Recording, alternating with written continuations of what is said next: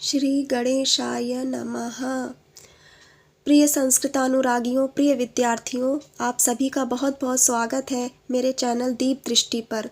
और दीप दृष्टि में आज हम पढ़ने जा रहे हैं प्रोफेसर बृजेश कुमार शुक्ला जी के द्वारा रची गई कविता जयतुमं स्वातंत्र्य सरणिः। सर्वप्रथम तो मैं अपने गुरुवर्य यशः शेष श्रद्धेय प्रोफेसर बृजेश कुमार शुक्ला जी को प्रणाम करती हूँ, नमन करती हूँ और उनके द्वारा रची गई इस कविता को हम लोग अब पढ़ना शुरू करते हैं। जयतुमं स्वातंत्र्य सरणिः। सरणिः कहते हैं मार्ग को, पंथ को या एक रीति को।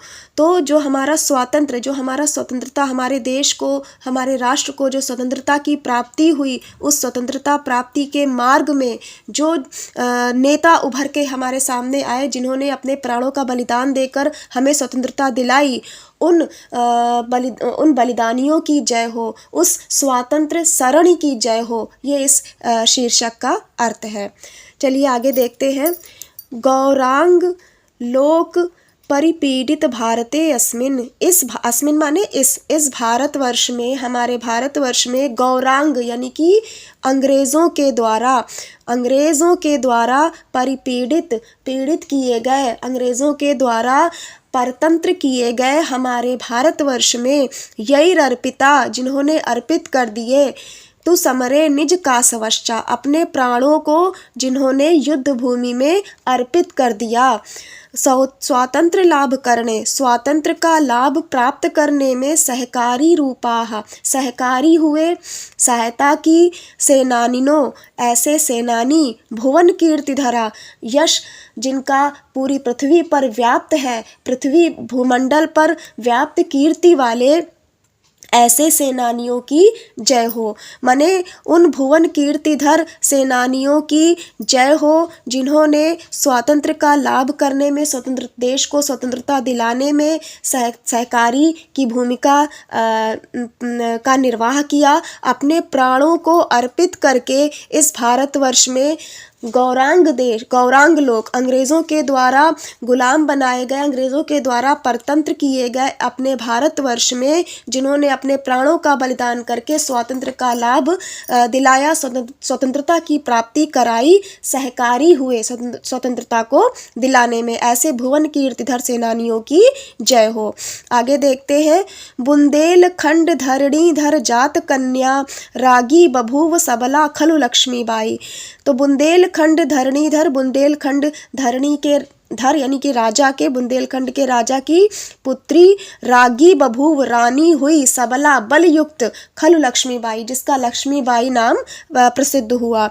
याम योषिताम कृतवती ही अबलेत्यभिख्या माकाश पुष्पमिव युद्ध पराक्रमस्तु, जिसने अपने युद्ध पराक्रम के द्वारा, अपने शौर्य, अपनी वीरता के द्वारा स्त्रियों का अबला, यह नाम माने स्त्रियों को जो अबला कहा जाता है, स्त्रियों के इस अबला स्त्रियों को जो अबला कहा जाता है, उनके इस अभिधान को, अबला इस संज्ञा को, योषिता माने स्त्रियों की अबला इस संज्ञा को आकाश पुष्प के समान निरर्थक कर दिया। यानी कि आकाश पुष्प जैसे एक्चुअली दर्शन शास्त्र में कुछ ऐसे शब्द हैं जिनका प्रयोग हम उन वस्तुओं को बताने के लिए करते हैं जिनकी सत्ता नहीं होती, जैसे बंध्यापुत्र, आकाश पुष्प और शशविषाण, आकाश पुष्प और बंध्यापुत्र, इनकी सत्ता ही नहीं होती, माने कि ये शून्य है, इनका होना ही अस्तित्व ही नहीं है। उसी को बताने के लिए जब ऐसा कुछ बताना होता है तो दर्शन शास्त्र में इन कुछ शब्दों का, इन कुछ टर्म्स का प्रयोग किया जाता है। तो उसी को यहाँ पर कह रहे हैं कि अबला इस नाम को आकाश पुष्प के समान कर दिया। बन्य स्फुलिंग कलिते ही असि चालने सा माने उसने, उस लक्ष्मीबाई ने, असि चालने माने तलवार के संचालन में, बन्य इस कैसी तलवार के संचालन में, बन्य स्फुलिंग अग्नि की चिंगारियों से कलित तलवार के संचालन में, मल्लाजी मल्ल दमने,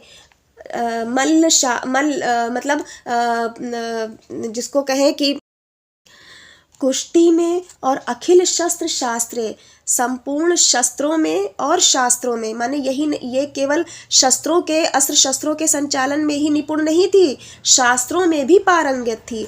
तो बन्ही स्फुलिंग से कलित अग्नि की चिंगारियों से युक्त तलवार के संचालन में, कुश्ती इत्यादि में, संपूर्ण अस्त्र शस्त्रों में और शास्त्रों में, नीतौ नीति में, राजनये दंड नये हयोड़े, राजनीति में, दंड नीति में, हयोड़े माने अश्व शास्त्र में, जो तुरग शास्त्र है, जो अश्व घोड़ों के बारे में जो विद्या कही गई है, उस विद्या में जो पारंगत हुई, किल बभूवचा लक्ष्मीबाई, ऐसी वो लक्ष्मीबाई हुई। झांसीम अभिक्रमत आंग्ल चमूर यदासा, जब उसने देखा कि झांसी को आंग्ल चमू ने यानी कि अंग्रेजी सेना ने घेर लिया है। रागी निशम्य वचनम निज दूत लोकहि, रानी ने सुना या ये रानी सुनकर अपने दूतों के मुख से यह वचन सुन करके, दास्यामी नैव जननी धरणीम ही झांसी, मैं अपनी जननी धरणी झांसी नहीं दूंगी। इत्याह वीर भगिनी विनिकृष्य खड्गम, ऐसा उस वीर भगिनी यानी बहन, उस वीर भगिनी ने खड्ग को निकाल करके कहा। माने जब उसने अपने दूतों से सुना कि आंग्ल चमू ने झांसी को घेर लिया है, तब उसने अपनी खड्ग को निकाल करके कहा कि मैं अपनी जननी धरणी नहीं झांसी नहीं दूंगी। सज्जी भवन्तु समरे धृत धैर्य वीराः, सज्जी करोतु रण तोरण वाद्य केतून, गच्छन्तु युद्ध करणाय च वीर बालाः, इत्यादि देश दलनाय रिपोर्ट दलानाम, इत्यादि देश आदेश दिया, ऐसा आदेश दिया, किस लिए दिया? दलनाय दलन के लिए, किसके? रिपोर्ट दलानाम, शत्रुओं के समूह के दलन के लिए, शत्रुओं के विनाश के लिए आदेश दिया। क्या आदेश दिया? सज्जी भवन्तु, तैयार हो जाए, समरे युद्ध में, धृत धैर्य वीराः, धृत को धैर्य को धारण करने वाले जो वीर हैं वो युद्ध भूमि के लिए तैयार हो जाए। सज्जी करो तो दृढ़ तोरण वाद्य केतून, और जो युद्ध विद्या में बजाए जाने वाले जो वाद्य यंत्र हैं और ध्वजा इत्यादि है उनको तैयार कराया जाए। गच्छन्तु युद्ध करणाय च वीर बालाः, और केवल पुरुष ही नहीं बल्कि वीर कन्याएं भी युद्ध करने के लिए जाएं, ऐसा आदेश रिपु दल के दलन के लिए उसने दिया।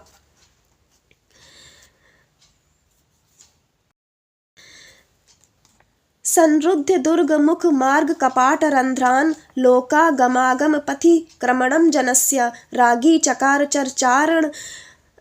चरचारणैर्वृतासा राज्य प्रशासन महो रण चातुरी चा।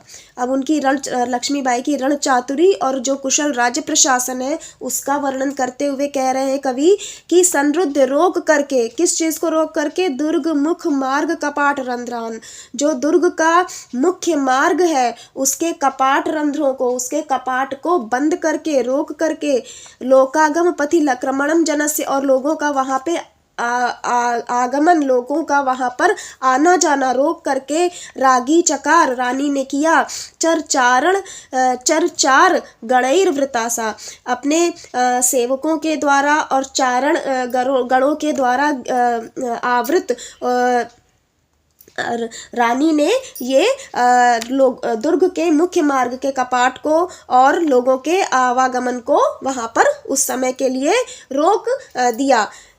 रण चातुरी अहो राज्य प्रशासनम, ये कैसी आश्चर्यजनक उसकी रण कुशलता है, रण चातुर्य है, और कितना कुशल उसका राज्य प्रशासन है, आश्चर्यजनक है।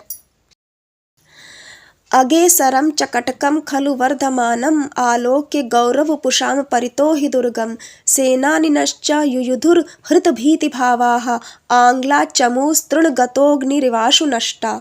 अब कह रहे हैं कि अगेसरम चकटकम खलु, आगे बढ़ती हुई, गौरव पुषाम, जो गौरव सेना है, गौर सेना है, जो अंग्रेजों की सेना है, वो उसने जब देखा कि अंग्रेजी सेना दुर्ग के चारों ओर आगे बढ़ रही है, दुर्ग को चारों तरफ बढ़ रही है, तो सेनानिनश्च युयुधुर हृत भीति भावाः, तो ऐसे सेनानी जिन्होंने भय के भाव को जीत लिया है, हर लिया है, ऐसे से जो युद्ध करने के लिए उत्सुक है, ऐसे सेनानी युद्ध करने लगे और अंग्रेजी सेना को उसी प्रकार से नष्ट करने लगे जिस प्रकार से अग्निर्वाशु तृणगतोऽग्निर्वाशु, जिस तरह से अग्नि शीघ्र ही तिनके को नष्ट कर देती है। मतलब जब अंग्रेजी सेना ने दुर्ग को चारों ओर से दुर्ग के चारों ओर आगे बढ़ने लगी, तब रानी के सैनिकों ने अंग्रेजी सेना को उसी प्रकार से नष्ट करना प्रारंभ कर दिया जिस प्रकार से अग्नि तिनके को शीघ्र ही नष्ट कर देती है। तो प्रिय विद्यार्थियों, आज हमने जयतुमम स्वातंत्र सरणी ही के पद्य संख्या 1 से पद्य संख्या 7 तक के अर्थों को पढ़ लिया है। अब आगे की कविता को, आगे के अर्थों को हम नेक्स्ट वीडियो में कंटिन्यू करेंगे। और तब तक आपसे अनुरोध है कि मेरे वीडियोस देखते रहिए। चैनल को सब्सक्राइब ना किया हो तो सब्सक्राइब कर दीजिए और कमेंट अवश्य कीजिए, जिससे मुझे ज्ञान होता रहे कि आपको मेरे वीडियोस पसंद आ रहे हैं। तो मेरे वीडियोस को देखते रहिए, लाइक करते रहिए और शेयर और कमेंट करना बिल्कुल ना भूलिए। तब तक के लिए नमस्कार। जयतु संस्कृतम, जयतु भारतम।